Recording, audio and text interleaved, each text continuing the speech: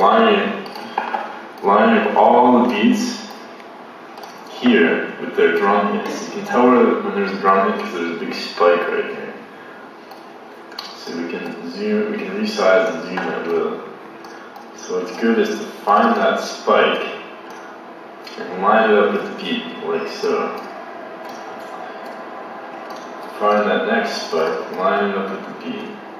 You're starting to see that the other spikes fall in line right here. Now it's a human drum that's going all over the place, it's not going to be perfect. So the amount of lining up you want to do is up to you. I tend to be a little bit moderate when I do this, because if you line up every single note, you make it sound like a drum machine, and then you sort of got rid of the whole point of sampling a MIDI drum. So you want to have some kind of feel to it. Okay, so it's later, and I've added a lot of word markers. How many you want to add, it's all up to you. You can go from hundreds to thousands, really depending on how nitpicky you want to get. I'm looping this section, so I added quite a few.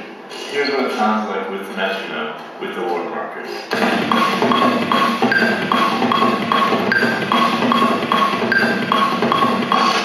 So it fits the tempo. What you're doing with the word markers, a little bit more in detail, is you're actually stretching the time. You're making it faster or slower in little increments. So it'll play faster in this section if you move it out here because it has more ground to cover. It's sort of like instantaneously speeding up or slowing down your tape deck to fit whatever's going on in the audio content. And this is something that's only recently been available in the past maybe 5 years. It's pretty cool. You can fit all kinds of old school drum loops into whatever you're doing now. You can really bring together all kinds of music and just assimilate it, like make it all flow together, and it's really nice. Next I'm going to grab a few things from vinyl. First I gotta find it.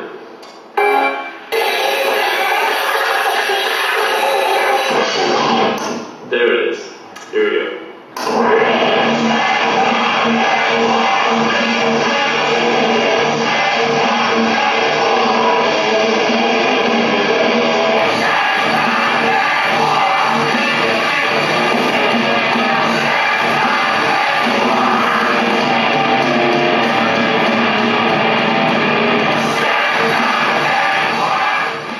The next part is adding the drums. Now, I'm a drummer by training, so when I build tracks, I usually start with the drums first, and that's what's most natural to me. Another thing that's more natural to me is to actually play things live, hands-on, rather than programming drums with a mouse, which is what people normally do. So I've had a lot of time here that I've spent fitting drum loops to these keys, starting with different start points, and making it so I can just jam out. So you see we've got... So I'm just going to jam out and see what works while hitting the record button so it gets everything to do.